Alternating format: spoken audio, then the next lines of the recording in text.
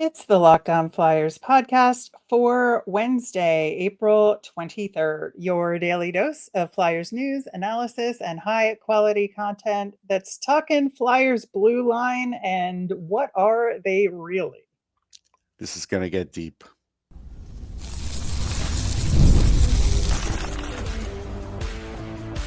You're Locked On Flyers, your daily podcast on the Philadelphia Flyers. Part of the Locked On Podcast Network, your team every day. Hey there, and thanks for making Locked On Flyers your first listen every day. I am Rachel Donner. I've been podcasting about the Flyers, the NHL, and hockey for a decade. I'm here with prospect expert and Flyers credentialed reporter for 19 years, Russ Cohen. Today's episode is brought to you by FanDuel. Right now, new FanDuel customers can get $250 in bonus bets if that first $5 bet wins. And to keep up with our latest episodes and Flyers news, you can find us at Locked On Flyers on all your favorite socials. And of course, here on the Locked On Podcast Network, your team every day. We are digging into the Flyers blue line a little bit here as it relates to what the coaches and players had to say at the end of the season. We're going to answer your mailbag questions, a lot of good ones this week for sure. Gotta address one of the other coaching firings as it pertains to the Flyers search.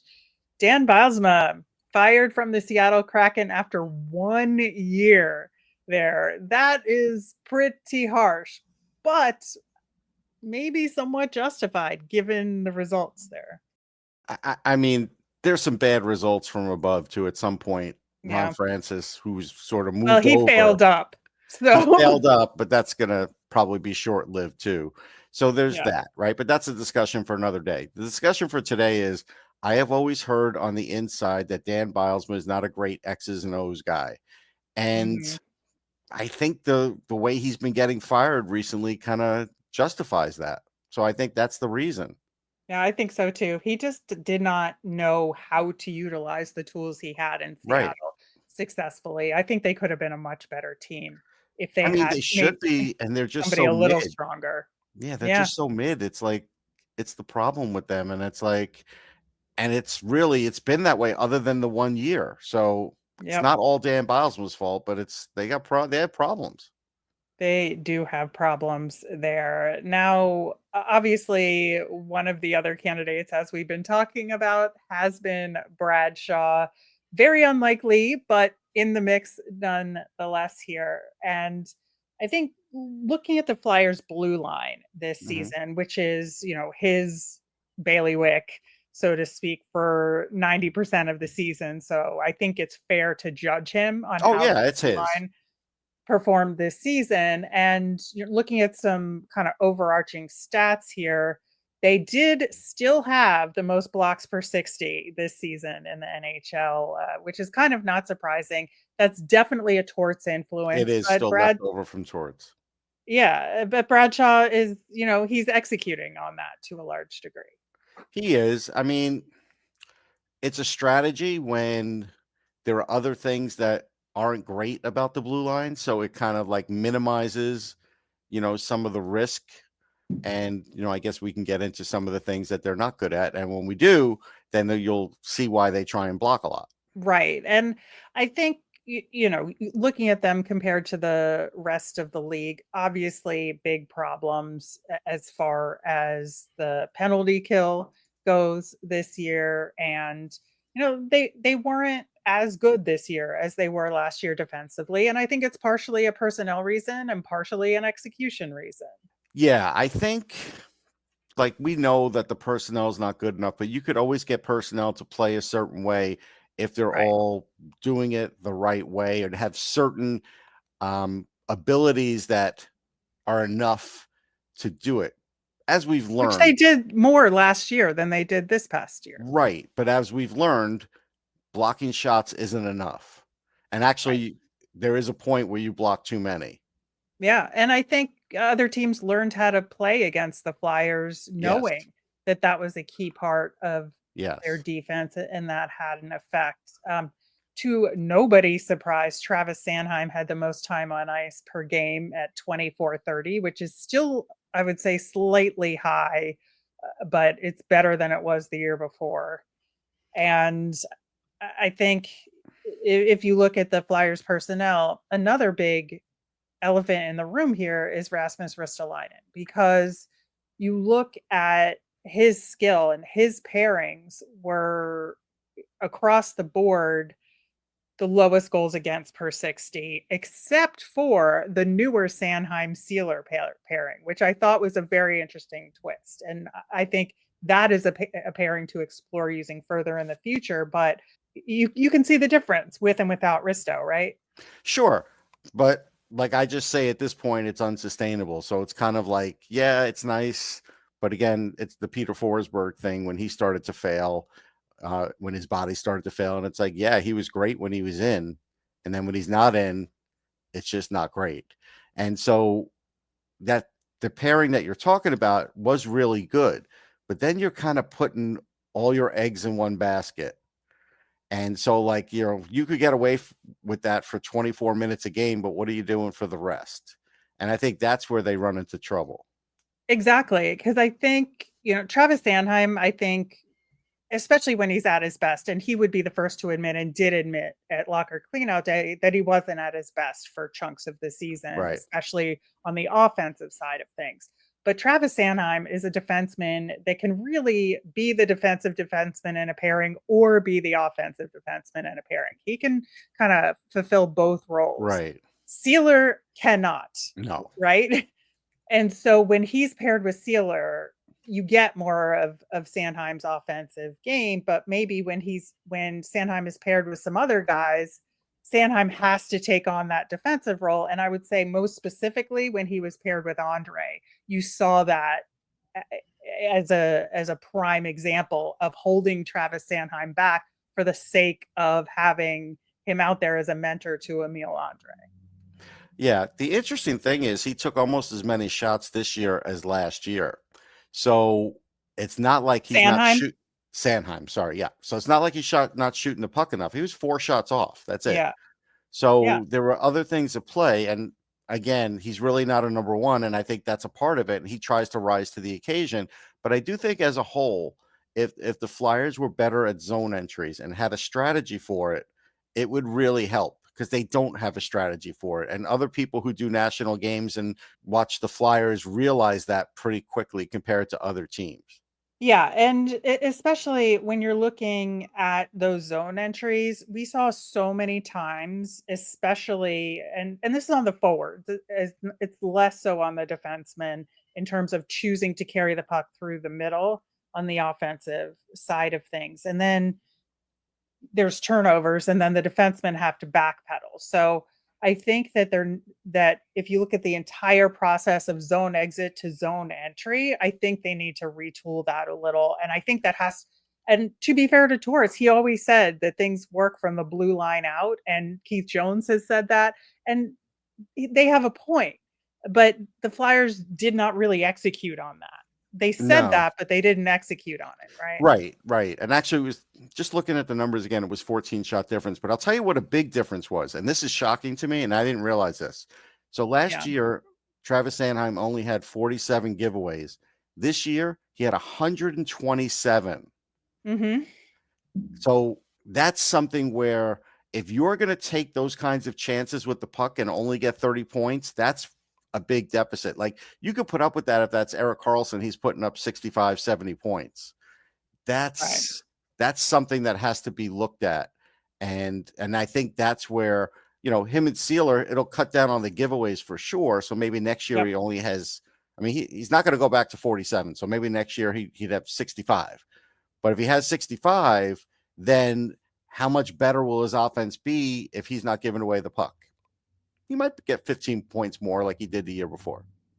Yeah, I think so. I would say at the other end of the spectrum here, the Flyers, with some rare exceptions, with some other opportunities due to injuries, really only had one newbie on the blue line this season, and that was Emil Andre, right? And Bradshaw, really, I think, has a realistic sense of who Emil Andre is at this point. That he used to learn that you can't make the great play every shift. He gets caught a lot. He has to get simpler. He said that he's kind of sets the ball in motion in the wrong way as far as negative momentum goes. And like Bradshaw tries really hard not to say negative things about people, but Mhm. he was like, "No, no, no, there's like some problems here, and here's what they are." And said that the main thing that Andre got better at this season was learning to avoid hits, which is an important aspect of the game. But also, I felt like whoever was paired with Andre was kind of forced into playing this extra role there to cover for him, and that affected things. I think there's some of that, and I think some of trying not to get hit took him out of his game too, Yeah. because he only took 127 shots. So, like, he's a guy And that that's not his game. no, he needs to shoot more. He's got a really good shot, but if he's not being used right on the power play, and he has to watch himself 5-on-5, then you are never going to get the offense that you're going to get out of Emil Andre. And if you're not going to get that offense, then he's almost not worth having on the ice. It's no offense to Emil Andre, but if he can't at least get to 30 points, there's no point in having him. And that's where the power play has to use him and get better. And that's where he has to have the right partner where he can roam a little bit more, because he does have a great shot, but we just didn't get to see it enough. And when they did have a winning streak with him, the coach sent him down, which was inexplicable and stupid. Yep, I agree with that. All right, there's so much more to talk about, including digging more into the York Drysdale pairing, because if you have Sanheim Seeler, you're kind of stuck with York Drysdale, but that didn't work either. So what do? We're going to talk about all of that coming up next. The NHL playoffs are almost here, and FanDuel is giving new customers an incredible way to get in on the action. Right now, when you join FanDuel and place your first $5 bet, you'll get $250 in bonus bets if your bet wins. I love how FanDuel makes betting so easy, whether it's picking my favorite team or diving into player props. From three-pointers to steals to assists, NBA or goals and assists in the NHL, FanDuel has so many ways to bet on your favorite player props. Plus, after puck drop, you can even combine live prop bets into a same-game parlay for a chance to win big. Go with the Capitals. I think they're getting hot. Don't miss out. Head to FanDuel.com and claim your $250 in bonus bets today. All right, on tomorrow's show, Russ has revealed his April draft rankings, and there was some interesting movement in this month's list. We're going to talk about that, as well as profile Kishon Aitchison in our spotlight segment, and looking forward to that. So, continuing our discussion about the Flyers blue line, I think, you know, it is really a struggle here what to do with the Flyers pairings as they currently exist, right? Mm-hmm. Because, at the beginning of the season, we had York and Sanheim together. That didn't work out exactly. And so they tried to make York Drysdale work, and it didn't. But the Seeler Sanheim aspect of it did work. And you look at all the numbers, and the Seeler Sanheim pairing actually is pretty much the best on the team moving forward. And with the added wrinkle of Rasmus Ristolainen being an inconsistent guy availability wise and health wise, like, is there a way to optimize this York Drysdale pairing, knowing that it hasn't been successful? Like, can these guys get better individually to make their pairing better? Or do we have to figure out some other combination? And can we put Andre with one of them, or Zamula with one of them? Or like, where do we go from here? Is the big question, I think. I mean, if Brad is even still back as the assistant and not the head coach, he's not going to recommend it, right? Like, he basically said that at the press He conference. said, we're not doing it. We're done. Right. Yeah. So, I mean, I'm going to guess that to start, it won't happen. But if it were to happen, one thing, again, I think people have to stop making excuses for Jamie Drysdale. You like him. I like him. I liked him in juniors. The Jamie Drysdale I'm watching today isn't very good. And the problem is he's at 0.08 points per 60, which is even down from last year when he barely gave any offense. Like, again, it's nice if Jamie Drysdale gets better in his own end. Sure. It's nice that he's in the upper percentile of skating. Terrific. If he's not putting points up, and he's not putting, I mean, he was at 1.19 in 2021. He can't even get to that. If he can't do that, he can't be on the second pairing. Like, you just can't, because the Flyers have to get more points from their blue line. And if he's not going to be able to do it, then he has to change up his role and probably his pairing. Yeah, and it's interesting because if you look at the goals for percentage of all of Jamie Drysdale's pairings that he's had this season, every single one of them are on the lower end of the scale. So Yeah. with Cam York, it's 31.25%. And this is all at 5-on-5 because we're not Right. even talking power play here. Right. But, then even when he's with Sanheim, 36.36. When he's with Zamula, 38.46. Like, the only pairing that gets him in a good position was when he was with Nick Seeler, because Nick Seeler can make up for all of his mistakes. Correct. But Right? Nick Seeler can't be cloned. Right. We can't put Nick Seeler with everybody. And I am the last person that would have thought that Nick Seeler is the answer to all of our defensive He's turned into Matt questions, but Niskanen in some odd it's way. unbelievable. It's crazy. I know. It is crazy. At the beginning of the season, I would not have been like a ride or die Nick Seeler girl, but here I am because he's good. He's made everybody he's played with better. No question. And we can't argue it. The numbers are there. They are. But we don't have a second Nick Seeler except for a healthy Rasmus Ristolainen. Right. Which is like a unicorn exist at this point. Yeah. Right. So now, what do we do? That's the question. Yeah. What they'll do is, again, you get like this, and it's like, we hope Rasmus Ristolainen stays healthy, but that's a hope, and hope isn't a plan. And so then the next thing you do is you have to sit down Jamie Drysdale, when he comes into camp, and say, okay, what do you think your role is on this team? What do you think you can do? What are you doing right? What are you doing wrong? We need to work on this all preseason now to get you right, because we have expectations for you that you're not meeting. They have to say that to him. I'm sure they did, but when you talk to Jamie, he is an upbeat guy, and that's fine. And while he says he sort of gets what he can't do, when you really listen, if you were to play back his whole interview, you realize he's only getting half of that. He doesn't get the full breadth of it. Right. And I think what's interesting is with both he and Cam York coming into hockey, into pro hockey, both of them had significant power play skills. And that was a huge part of their game. We saw that with Cam York on the national team, right? Yep.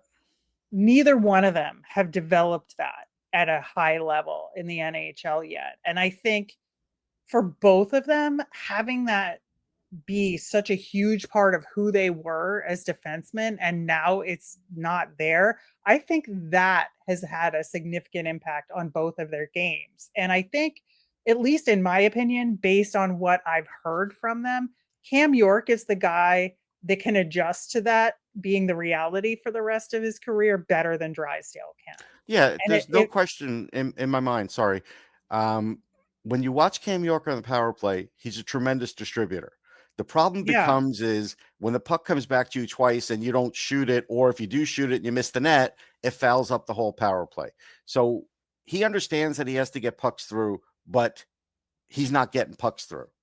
And at the end of the day, he has to figure that out. So I don't know, hire somebody who used to get pucks through in the NHL and work with that guy all summer. Something like that has to happen, like a Mr. Miyagi kind of situation, because he does everything else really well on the power play. He's not dynamic like Jamie, but the passing's on point.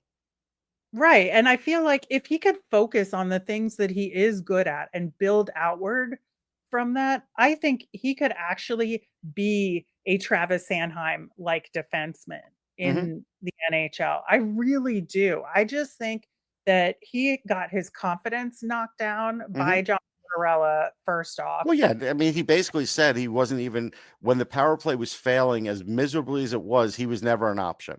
Right, but also he can't play with Jamie Drysdale. He has to play with somebody who's going to push him, and Drysdale's not going to push him. And that's just a fact based on what we know of these guys. And so I think the space is there for Cam York to get better. Yeah, I mean, I do. The only thing I could do to mark time here, and part of this is Cam's fault and part isn't. The other part that isn't is, we're doing this show that airs on a Wednesday and Rocky Thompson still has a job. Like the fact that he even hasn't been let go yet makes no sense in any world. Like he should have at least been let go already. Like even have your conversation. Maybe he will be by the time people are listening to this. Maybe, but like, aren't you surprised that it hasn't happened yet? A little bit. Yeah. Yeah. That's all. Yeah. It's just a struggle. And I think that the Flyers blue line needs a very specific guiding hand. Is Bradshaw that hand for next season, or should a new head coach come in and put their people in place and have the opportunity to do that and maybe have a whole other outlook to maybe get better out of York and Drysdale? Because I feel like I'm not worried about Nick Seeler.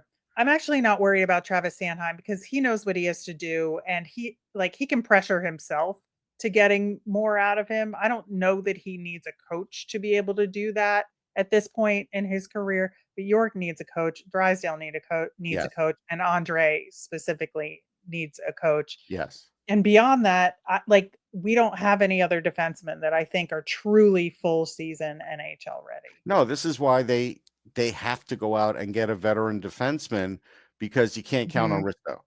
So based on the fact that you can't, and you have to get somebody who's not, no offense, older like Eric Johnson, even though Eric Johnson may be playing in the playoffs, they're playing him because he's safe. They're not playing him because he's really good and dynamic. They have to get somebody on the market here who can bring the puck up, can make zone entries, could also play defense in his own end, can also help lead some of the younger guys. So it can't be a 37-year-old defenseman and it can't be a 23-year-old defenseman. It has to be somebody in the middle, like a 28-year-old, somebody like that. They need that in the worst way. Like, I'll give you an example. What really helped out the Montreal Canadiens is when they picked up Alexander Carrier in a trade. He's not the greatest defenseman in the world, but he checks off a lot of these boxes like I just talked about.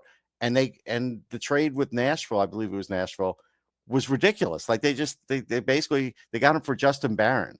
And that's what the Flyers need to do. Just to point out that those things can be done. And it really helped Montreal. Like it cleared up a big problem on the blue line. Yeah, I believe it. I 100% believe it. So there'll be more to talk about, and we'll see what personnel changes happen, if any of this happens. And, leading up to free agency is going to be real interesting when it comes to the Flyers blue line, and we'll be talking about that for sure. In the meantime, y'all have some excellent mailbag questions related to the coaching search and the draft, and we're going to get to all of that coming up next. Looking for a snack that's both delicious and nutritious? Crack into a good source of protein with Wonderful Pistachios. Wonderful Pistachios is one of the highest protein nuts, and each 1 ounce serving has 6 grams of protein, giving you over 10% of your daily value. Plus, they're packed with fiber and better for you unsaturated fats to help you feel full longer. And personally, I love the no shells variety. It's a perfect grab and go snack for my busy days, and I have them at my desk while I'm working here prepping for the show. And my favorite flavor is still the sea salt and vinegar no shells. I just loaded up on a whole bunch of it from Costco the other day. So very excited to dive into that.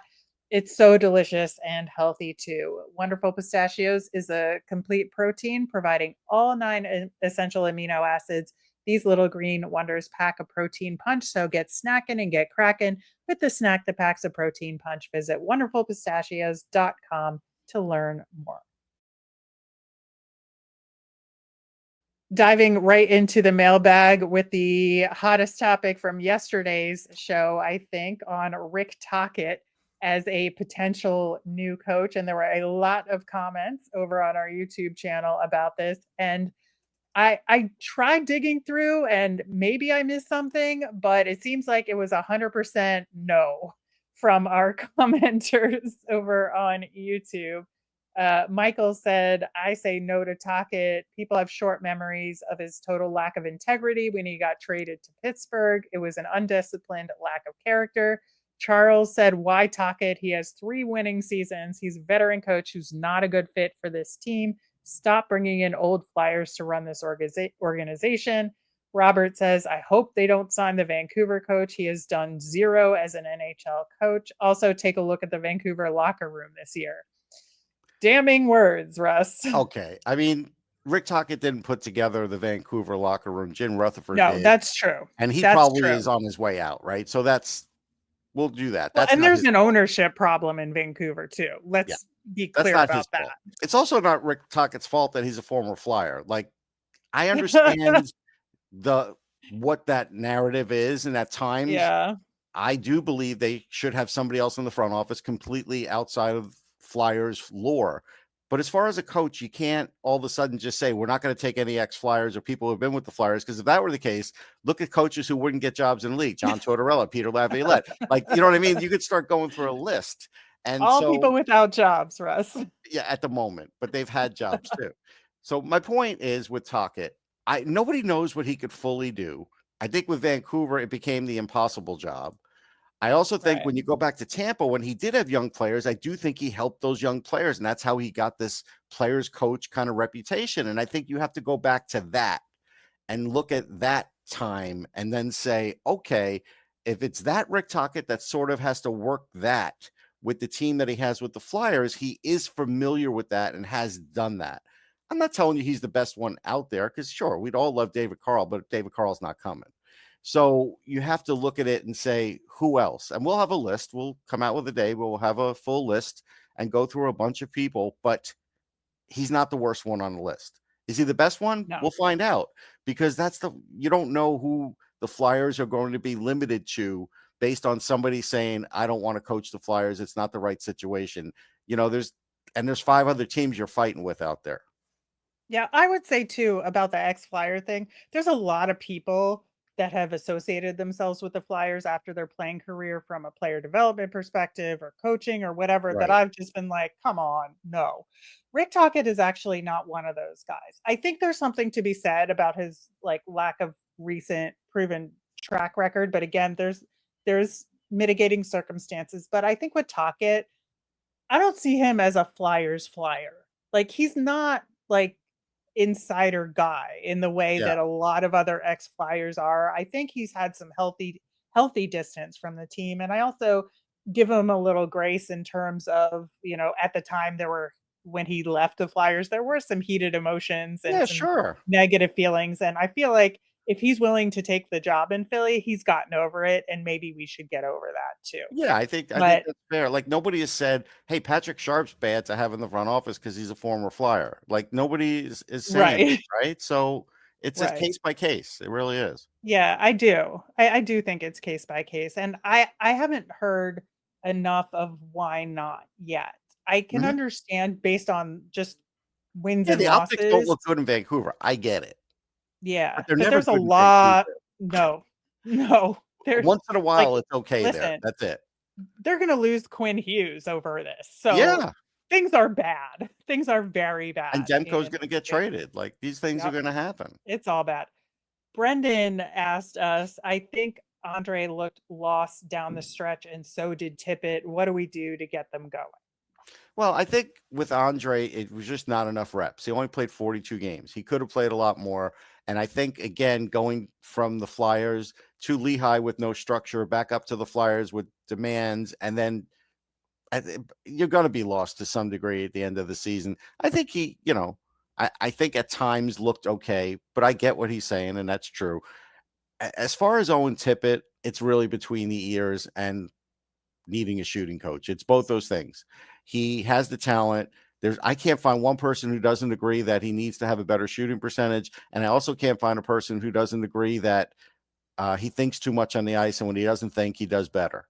When he's just instinctual, he does better. I think if somebody designs an offense that lets Owen Tippett bring up the puck and kind of try and make singular plays at times to get things going like a Jeff Carter used to, like a guy like that, I think that would help Owen Tippett get it back. And so like the next coach, if it were someone like Tocchet, I would tell you, I think he would do that because Tippett's fast and he makes people miss. And then all of a sudden he might get to the net or be able to create a pass, but he didn't do any of that. We highlighted that on the show for half the season. Just that little glimpse. Remember when he came back off an injury, he did it like that for 5-6 games and then it went away. Yeah, he absolutely needs more consistency, and he needs a coach that's going to drill that Yes. into him for sure. And I agree with you on Andre. I think just the vast difference between what happens in Lehigh and what happened with the Flyers this season really messed with him. Yeah. I think it was a huge deal. At Be Brave Changes Possible had a comment about our comments on Jet Luchenko, saying Jet is still 18. He's a piece to rebuild. Let him grow. We won't be having this conversation when he's in his 21-year-old season. And 100%. That's what we were And saying. do you know when his 21-year-old season will be? Year after next. Right. And that's what Perfect we were saying. timing. And we were Exactly. saying that he shouldn't be on the Flyers next year. He should go back to the OHL, then play a year in the AHL, and then he's 21. Mhm. Yep, and I think he'll be in real good shape by Yeah. then. I think, presuming we get like the right structure in Lehigh, which Right. is a whole other conversation. Right. But that's we agree with you. Yeah, 100%. That is absolutely the path. He's having problems now, and we're pointing out what those problems are that need to be Right. fixed. But he's got runway, and we're not worried about that. No. Some draft questions Mhm. here related to centers in the draft. We got two of them that are somewhat related. So Amy asked us about Roger McQueen and Carter Bear related to the injuries that they've Mhm. had, and how do the Flyers determine the risk factor in potentially picking them? And then Mike is asking about Higgins, Misa, and Frondell and their potential at center, where, depending on where the Flyers end up, do you prioritize center and picking one of those guys if Martone or Eklund, who are not centers, are available? Okay. So the first part, well, the first one, the easy one is the center thing. Because it's center rich, yes, I would definitely try and do that. If for some reason Pick a Martone, center over a wing, even if now I'm going to ranking give you wise an you might not, right? if let's say Higgins gets taken third, and it's now I'm looking at Misa or Martone, I would probably take Martone. And that's because, again, I'm just telling you, Misa didn't have the greatest playoffs. While he's very good and those points look sexy, those points aren't as hard to come by as they used to be. And so, like, that's something you have to take into account. He has a lot of tools, don't get me wrong. Yeah. But again, Martone is a guaranteed top line guy in the NHL. And Misa might be a second line guy. And so Right. I'm looking at that. If I have Higgins and I could take him, great, because he's a first or second line center, and I'll take that because I know he's 5'11", and people could argue that all day. But if you look at him and look at faceoffs and look how he plays the game, it's all sustainable. Now, if they say, hey, we just want to have a bigger guy at center and put him on the wing, fine. He'll excel at that too. I don't worry about it. So I look at that. And then the other thing is, so with McQueen, they have to look at his medicals because he's had two of the same injury, and that's a problem. He would be a top 3 or 4 pick if this wasn't the case, but it is.